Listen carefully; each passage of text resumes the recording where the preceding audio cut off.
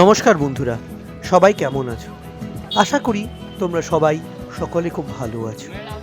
আজ আমরা এসেছি বীরভূমের শান্তিনিকেতনের সামনে সোনাঝুরি হাটে। সোনাঝুরি হাট বা খোয়াই মেলা, একে কিন্তু অনেকে শনিবারের হাট বলে ডেকে থাকে। পশ্চিমবঙ্গের বীরভূম জেলার শান্তিনিকেতনের স্থানীয় কারিগরদের দ্বারা প্রতিষ্ঠিত এই সাপ্তাহিক শনিবার বিকেলের বাজার। যদিও এই মেলাটি এখন বর্তমানে প্রায় প্রত্যেক দিনই দুপুরবেলা বসছে।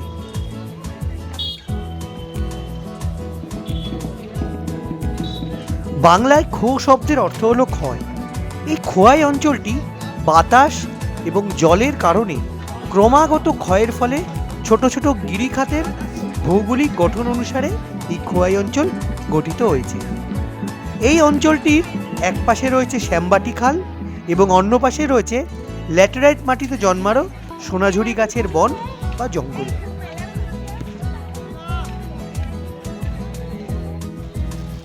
মেলা ঘুরতে ঘুরতে আমাদের সকলেরই খুব খিদে পেয়ে যায়, তাই আমরা একটু এগিয়ে গিয়েই রামশ্যাম রেস্টুরেন্ট, যেটা এখানকার খুব বিখ্যাত রেস্টুরেন্ট, এখানে গিয়ে আমরা যাই।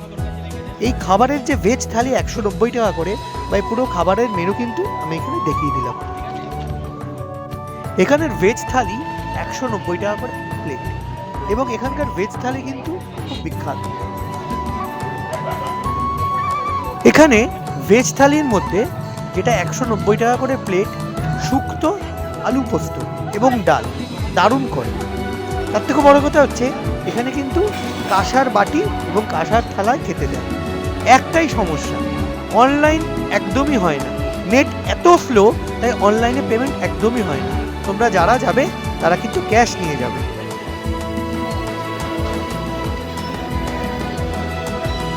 নির্দিষ্ট টেবিলে জায়গা পাওয়ার পরেও প্রায় 20 মিনিট দেরিতে আমাদের খাবার আসে।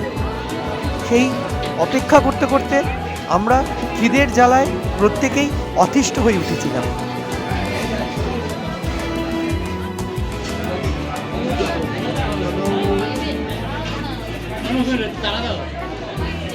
চাল বুনতে গেছি, চাল বুনতে আমরা ধান বুনতে গেছি।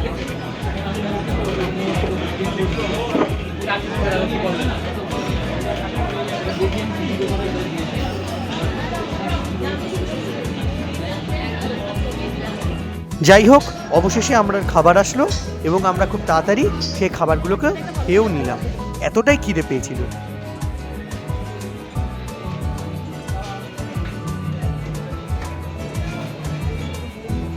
খেয়ে দিয়ে উঠে আমরা আবার এই সোনাঝুরি বন এর দিকে আমরা গেলাম। খোয়াইয়ের বিখ্যাত আঁকাবাঁকা খোয়াই নদী বা কোপাই নদীর দ্বারা এই অঞ্চলের নামকরণ হয়েছে খোয়াই অঞ্চল। খোয়াই মেলা নামটি ইঙ্গিত দেয় যে এই মেলাটি শনিবার খোয়াই নদীর তীরে বসে। মেলায় ঘুরতে ঘুরতে বিচিত্র রকমের দোকান পাওয়া গেল। আমরা দেখেছি যে এখানে প্রায় 300 থেকে 350টা স্টল বসেছিল। ঠিক স্টল বলা চলে না, এরা প্রত্যেকেই মাদুর পেতে বা প্লাস্টিকের চাদর পেতে নিয়ে এরা বসে। এখানকার স্থানীয় মানুষজন এই যে চাদর, কুর্তি এরা নিজেরাই তৈরি করে, এরা নিজেরাই এসে হাটে সেগুলো বিক্রি করে।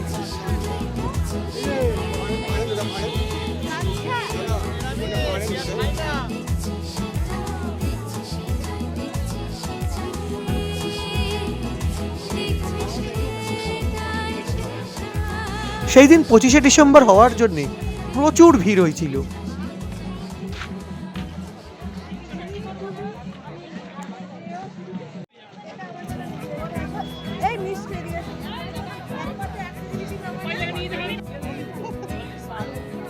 এই যে সামনে কুর্তিগুলো দেখতে পাচ্ছি, এই কুর্তিগুলো কিন্তু 150 থেকে 200 টাকার মতো দাম ছিল। এই যে ব্যাগ দেখতে পাচ্ছি, আমরা আমাদের কলকাতা বা ধর্মতলায় যে ব্যাগ দেখতে পাই, এখানে তার অর্ধেক দাম।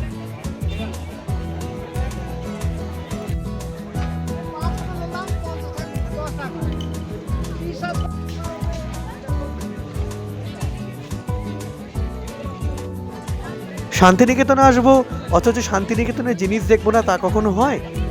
দেখছি শান্তিনিকেতনের খুব সুন্দর সুন্দর ছোট ছোট জিনিস।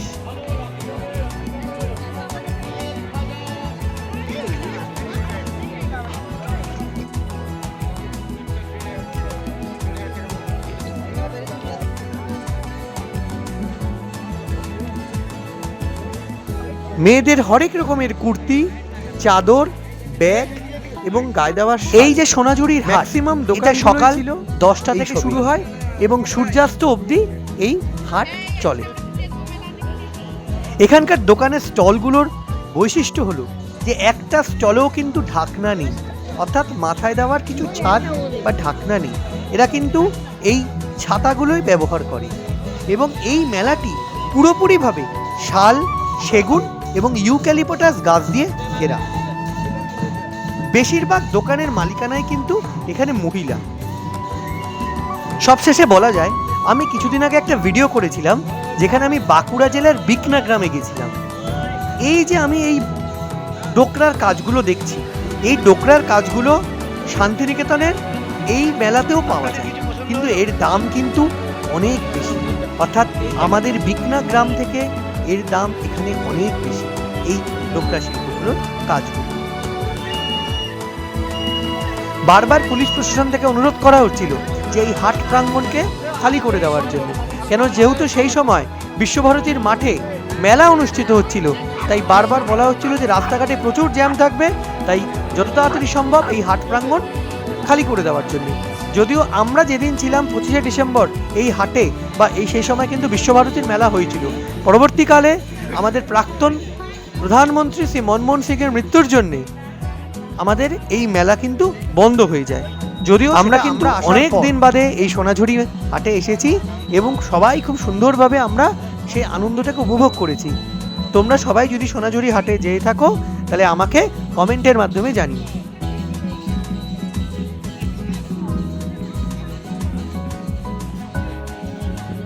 তোমাদের নতুন বছর সবার খুব ভালো কাটুক, তোমরা সবাই খুব ভালো থাকো, সুস্থ থাকো। খুব তাড়াতাড়ি দেখা হচ্ছে আগামী ভিডিওতে।